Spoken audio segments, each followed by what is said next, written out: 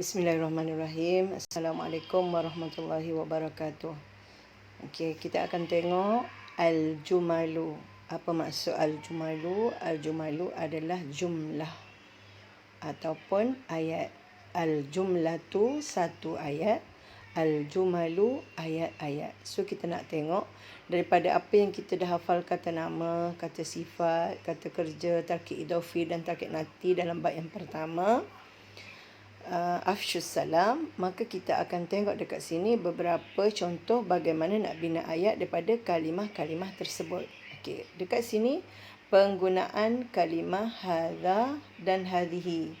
Hadza adalah disebut sebagai isim isyarat lil mudzakkar. Hadhihi adalah isim isyarat lil muannath. Kedua-duanya adalah untuk kalimah mufrad. Okey. Kalau kita nak bina ayat, kita boleh masukkan kalimah hadza at-talibu. Ini seorang pelajar lelaki. Apa yang pelajar ini sedang buat? Dia sedang pegang buku sekolah. Hadza at-talibu masiku. Dia pegang. Kalau kata dia pegang al-kitabi pun dah tak apa. Kenapa kalimah jadi kitab menjadi baris di bawah? Kerana masiku ini adalah zarf makan bagi kalimah yang mana kedudukan buku tu dia sedang pegang. So kalimah selepas dia adalah baris di bawah. Hadza talibu masiku. Dia sedang pegang. Kalau perempuan, masikatu. Dia adalah merupakan kalimah penyambung di antara ayat yang pertama dengan jumlah tarkib idafi selepas dia. Dia tak guna pegang buku, tapi dia pegang kitabil madrasati. Hadza talibu masiku kitabil madrasati. Dia pegang buku sekolah. Kalau dia adalah ayat muannas, hadhihi talibatu. Apa yang pelajar perempuan tu buat? Masikatu kitabil madrasati. Dia pegang buku sekolah. Okay. So kalau kita tengok gambar ni, hadza talibu masiku kitabil madrasati. Kalau kita tengok ayat ni, hadhihi at-talibatu masikatu kitabil madrasati. Okey, boleh kan? Kita nak pergi pula tadi haza dengan hazihi adalah isim isyarat lil qarib, iaitu ayat yang menunjukkan kepada dekat. Kalau ayat menunjukkan kepada jauh, kita guna kalimah zalika. So kita nak belajar daripada ayat simple, sebenarnya kita boleh kata hadza talibun. Ini seorang pelajar lelaki. Huwa masiku kitabil madrasati. Boleh juga kita buat macam tu. Tapi kita boleh, sebab kita nak belajar bina ayat menggunakan haza dan hazihi, so kita kata hadza talibu ataupun hadhihi at-talibatu. So kalimah baru yang kita belajar pada tahun ini ialah kita letakkan dekat tengah tu masiku dengan masikatu. Okey. Kemudian kita pergi kepada kalimah isim isyarat lil ba'id, iaitu zalika bagi isim isyarat lil qarib mufrad mudzakkar. Tilka adalah isim isyarat lil ba'id, lil ba'id jauh, lil qarib dekat. Zalika isim isyarat lil ba'id kepada mufrad muzakkar. Tilka adalah isim isyarat lil ba'id kepada mufrad muannas. So kalimahnya adalah zalika at-talibu. Kalau perempuan, tilka at-talibatu. Itu dah jadi ayat yang lengkap sebenarnya. Kemudian kita nak panjangkan lagi ayat, kita guna kalimah qaimun masikun. Ni adalah merupakan isim fa'il. Ya. Ia adalah merupakan isim fa'il bagi kalimah sebelumnya. Kejap ya, pusing pula dah. Okey. Kemudian Dzalika at-talibu qa'imun. Dia sedang berdiri. Qa'imun. Kalau perempuan, qa'imatun. Okey, sorry ya. Kat atas tadi rasanya saya tersilap sebut zaraf. Ia adalah merupakan isim fa'il. Qa'imun adalah isim fa'il. Qa'imatun isim fa'il lil mu'annas. Contohnya jalasa, duduk. Jalisun, orang yang duduk. Darasa, belajar. Darisun, orang yang belajar. So, zalikat talibu qa'imun. Sebab kalimah ni ada alif, waw, ya, qoma. Maka isim fa'ilnya jadi letak hamzah di tengah-tengah. Dia jadi qa'imun. Jadi, zalikat talibu qa'imun. Dekat mana kedudukan dia? Wasta. Wasta ni adalah di tengah-tengah. Dzalikat talibu qa'imun. Kalau ayat macam tu pun dah lengkap. Tapi kita nak sempurnakan lagi ayat ni. Dzalikat talibu qa'imun. Dia nak sebut tempat. So kalau kita nak sebut tempat, kita bubuh haraf yang menunjukkan kepada tempat. Zaraf. Ini zaraf makan. So tempatnya ialah wasta, di tengah-tengah. Musallal madrasah adalah merupakan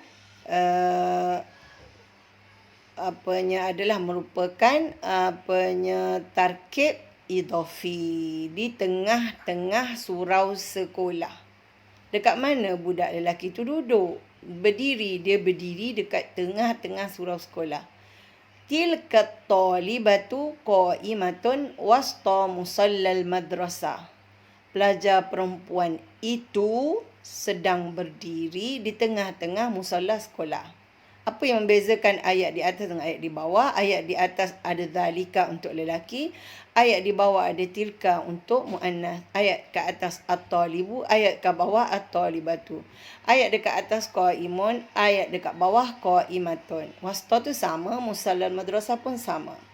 Jadi, kalimah zalikat talibu qa'imun. Tilkat talibatu qa'imatun. Maka pelengkap bagi ayat ini adalah wasta musallal madrasah. Boleh kan? Kita pergi pada ayat yang ketiga. Kita nak belajar menggunakan ayat musanna. Kemudian kita nak guna musanna untuk kalimah dua orang pelajar lelaki dan dua orang pelajar perempuan. Hadhani, hatani. Isim isyarat lil qarib muthanna mudzakkar. Hadani. Hatani isim isyarat lil qarib lil muthanna muannath. Hadani at-talibani. Apa isim fa'il dia? Jalasa asalnya duduk. Jalisani dua orang yang sedang duduk. Jalisatani dua orang perempuan yang sedang duduk. Hadhani at-talibani jalisani. Hatani at-talibatani jalisatani. Okey, dua ayat. So, dua untuk lelaki, dua untuk perempuan. Dekat mana dia duduk? Dakhila faslil madrasah. Dakhila di dalam, wasta di tengah. Kat atas ni guna tak guna zaraf zaman. Kemudian dakhila faslil madrasah. Jadi kalimah ayat di atas ni adalah dua untuk muzakkar, kalimah kat bawah ni dua untuk muannas. Boleh beza kan? Kemudian kita pergi kepada ayat yang seterusnya, iaitu ayat yang menunjukkan dua tetapi kepada jauh. Dzalika adalah isim isyarat lil ba'id muthanna mudzakkar. Tanika adalah isim isyarat lil ba'id muthanna muannath. Okey, at-talibani dua orang pelajar lelaki, at-talibatani dua orang pelajar perempuan. Kita nak sebut dalam cerita ni sifat bagi pelajar tersebut, maka kita kata muaddabun, beradab, seorang lelaki. Muaddabani, beradab, dua orang lelaki. Muaddabatun, beradab untuk seorang perempuan. Muaddabatani, beradab untuk dua orang perempuan. Kemudian di mana kedudukan dia duduk? Amama muallimi, di hadapan guru lelaki saya. Guru lelaki tu pula muallimul madrasah asal dia. Tapi sebab ada dia nak bubuh saya di hadapan guru lelaki sekolah saya. Kalau pelajar perempuan ni pula duduk kat mana? Ma'a, bersama a'dha'il madrasah, bersama warga-warga sekolah. Okey, boleh kan? Dzalika at-talibani mu'addabani, tanika at-talibatani mu'addabatani. Sempurna ayat tu ditambah dengan amama muallimi al-madrasah ma'a a'dha'i al-madrasah.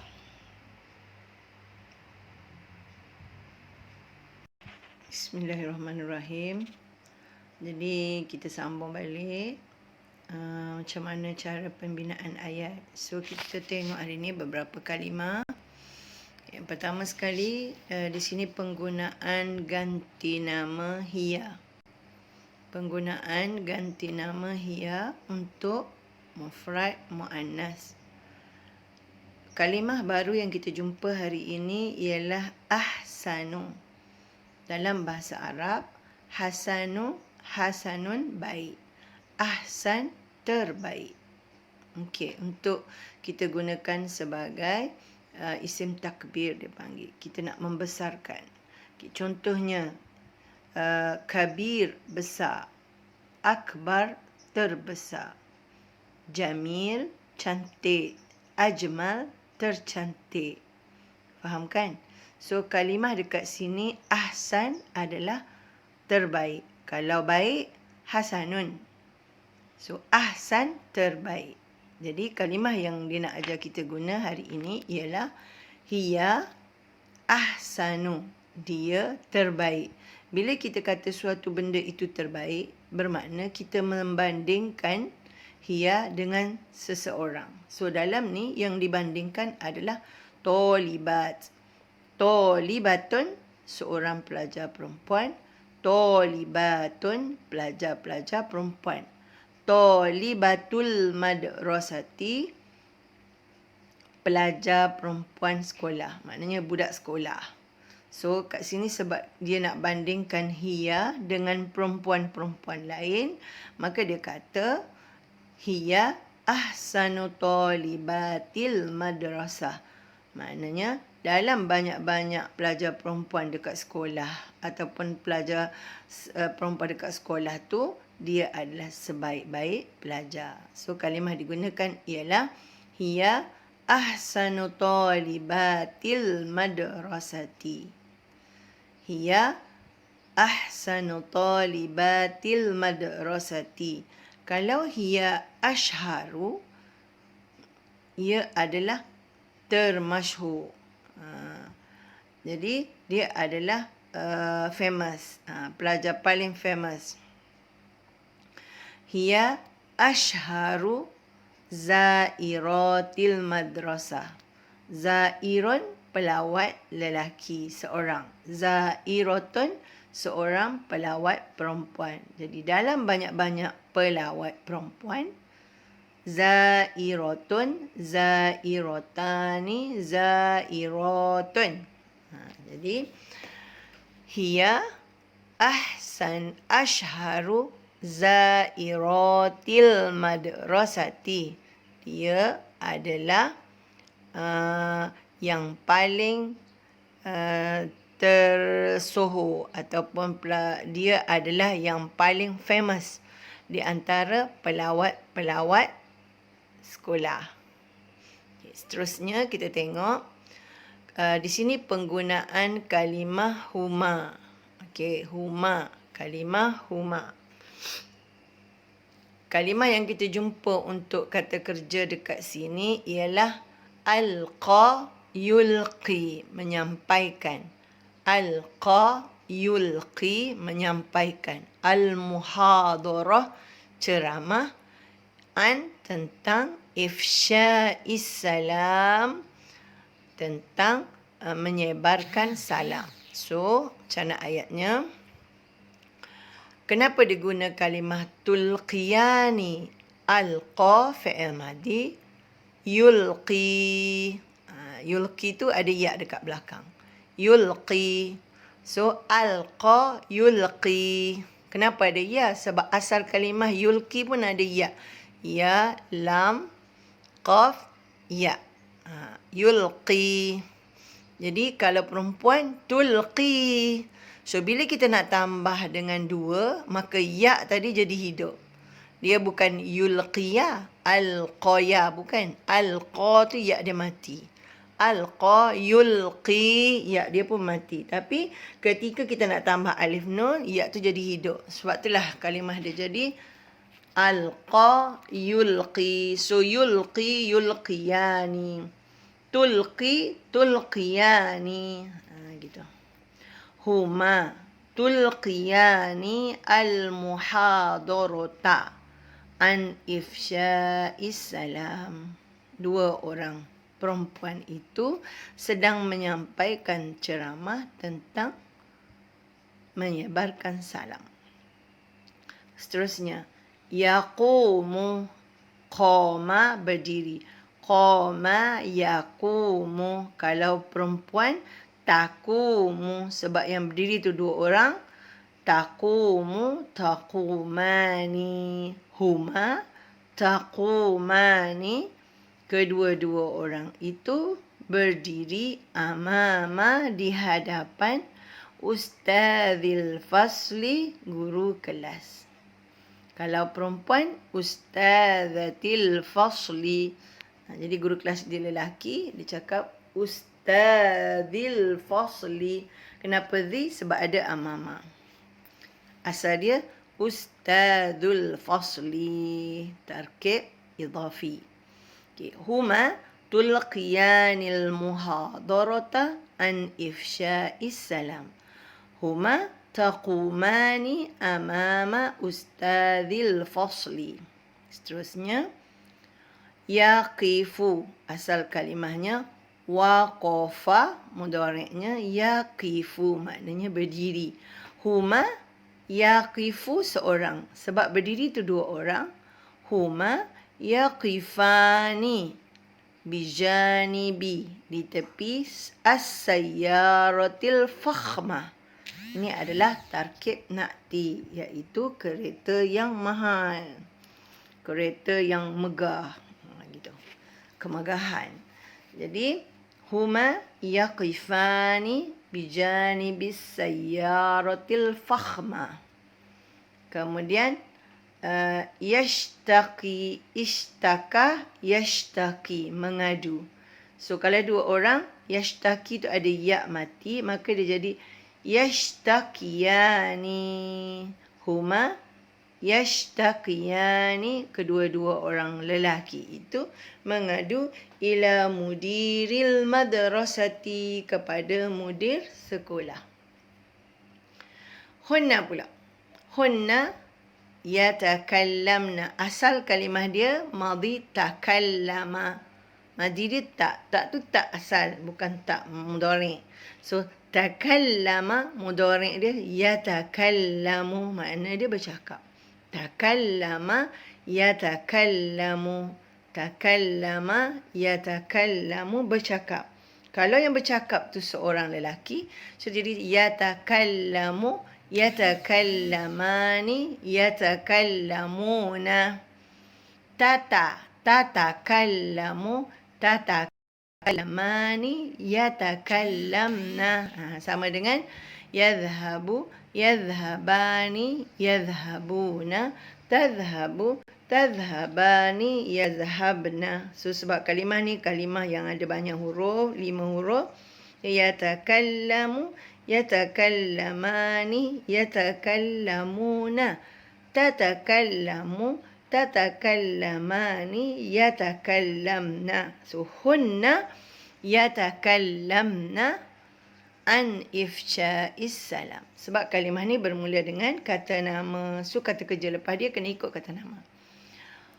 Yatahaddathu, asal kalimahnya adalah tahaddatha, yatahaddathu, maknanya bercakap. Tahaddatha yatahaddatsu. So yatahaddatsu, yatahaddatsani, yatahaddatsuna. Hiya tatahaddatsu, tatahaddatsani, yatahaddatsna. So hunna yatahaddatsna. Hunna, kalau huwa yatahaddatsu, huma yatahaddatsani, hum yatahaddatsuna, hiya tatahaddatsu, huma tatahaddatsani, hunna yatahaddatsna. So hunna yatahaddatsna an mumayyizatis salam. Mereka sedang bercakap tentang kelebihan-kelebihan. Itu mumayyizat, kelebihan-kelebihan salam. So di sini ialah penggunaan kalimah fi'il dan penggunaan ganti nama ditambah dengan isim tafdil. Dia panggil kat atas ni isim tafdil, ahsan, ashar. Kemudian guna kalimah huma dengan tarkib idhafi. Kemudian penggunaan kalimah amama, bijanibi, ila, an. Okey, itu dia.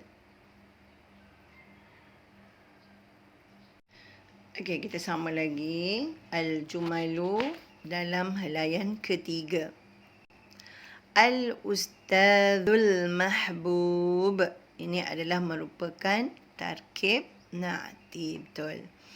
Al-ustadzul mahbub, seorang guru lelaki yang dikasihi. Okey, ini guna lagi isim tafdil. Hasanun, ahsan. Ahsanal muamalata, sebaik-baik muamalah ataupun pergaulan, ma'at talibati, bersama pelajar-pelajar perempuan. Okay. Al-ustadzul mahbub ahsanal muamalata. Muamalah adalah pergaulan. Jadi guru yang dikasihi itu adalah macam mana diri dia, iaitu sebaik-baik pergaulan bersama pelajar-pelajar perempuan. Macam mana pula ciri-ciri ustazah yang dikasihi? Al-ustazatul mahbubatu ahsanat az-zanna bit-talibat. Sebaik-baik guru perempuan itu ialah yang baik sangkanya dengan pelajar-pelajar perempuannya. Jadi apa beza kat sini?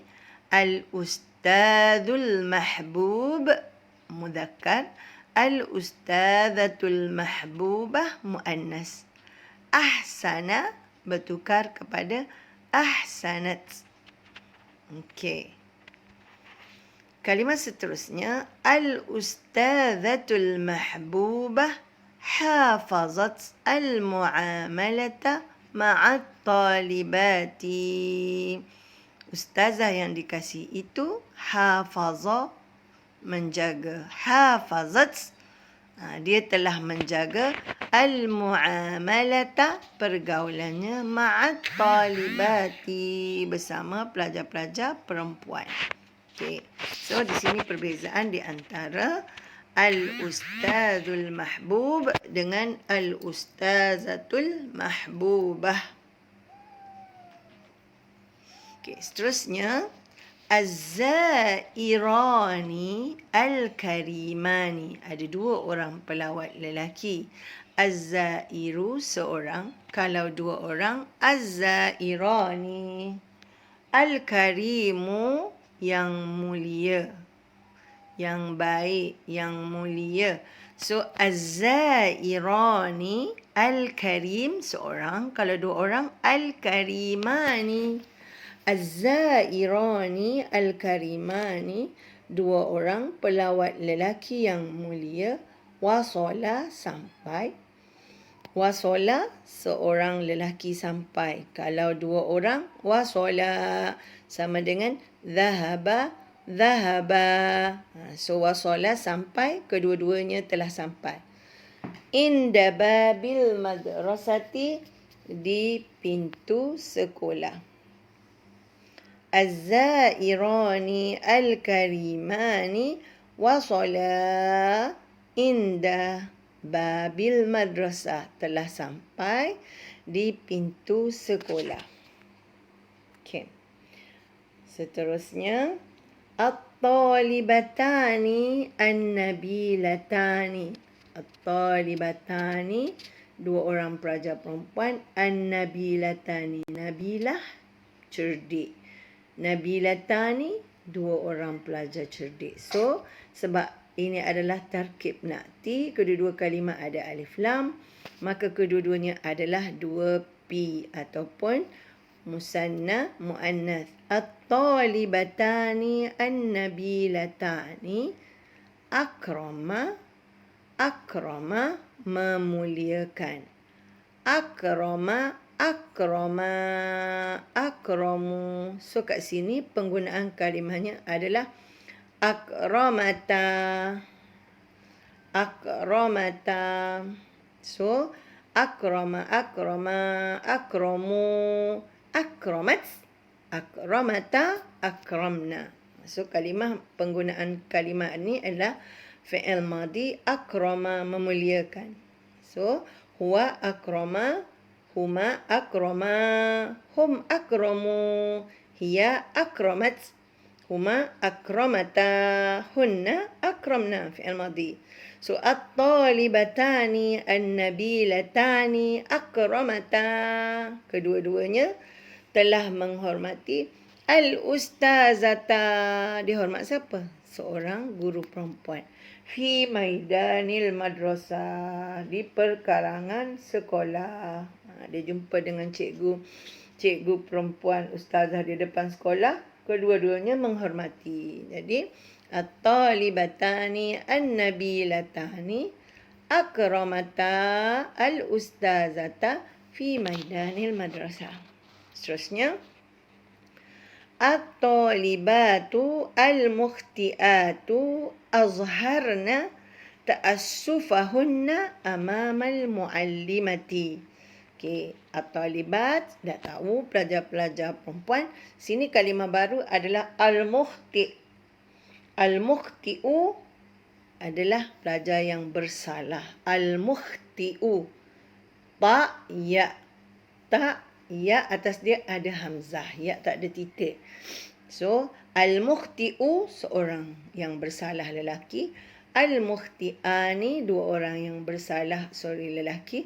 Al-mukhti'una, pesalah lelaki. Kalau perempuan, al-mukhti'atu, al-mukhti'atani, al-mukhti'atu, at-talibatu, al-mukhti'atu. Azhara, menzahirkan. So, kalimah fi'il madi, azhara, azhara, azharu, azharat, azharata, azharna, menzahirkan. Ini kan kalimah 4 huruf. Azhara, azhara, azharu, hiya, azharat, azharata, azharna. At-talibatu al-mukhtiatu azharna ta'assufahunna. Dia pelajar-pelajar perempuan yang bersalah itu telah menzahirkan rasa bersalahnya. Ta'assufa, rasa bersalahnya. Hunna, rasa bersalah. Ta'assufahunna, rasa bersalah mereka. Mereka ni kembali kepada talibat. Amamal muallimati, di hadapan guru perempuan. Ta'assufa dekat sini adalah masdar, rasa bersalah. Ta'assufa. Ta'assufa ni bukan fi'il. Dia adalah merupakan masdar ataupun kata terbitan. Kesilapan mereka. Ta'assuf, kesilapan. Hunna, mereka. Amamal muallimati, di hadapan guru perempuan. Boleh kan? Jadi kalimah-kalimah pembinaan ayat ni lebih kompleks lah berbanding dengan ayat-ayat yang simple sebelum ni.